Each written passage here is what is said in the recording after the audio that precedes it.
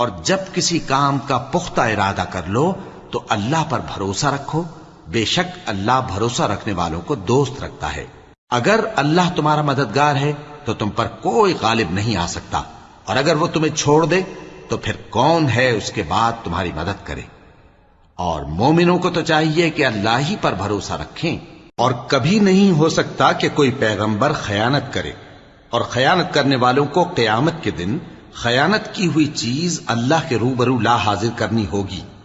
پھر ہر شخص کو اس کے اعمال کا پورا پورا بدلہ دیا جائے گا، اور ان کے ساتھ بے انصافی نہیں کی جائے گی۔ بھلا جو شخص اللہ کی خوشنودی کا تابع ہو وہ اس شخص کی طرح ہو سکتا ہے جو اللہ کی ناخوشی میں گرفتار ہو، اور جس کا ٹھکانہ دوزخ ہے اور وہ برا ٹھکانہ ہے۔ سب لوگوں کے اللہ کے ہاں مختلف درجے ہیں، اور اللہ ان کے سب اعمال دیکھ رہا ہے۔ اللہ نے مومنوں پر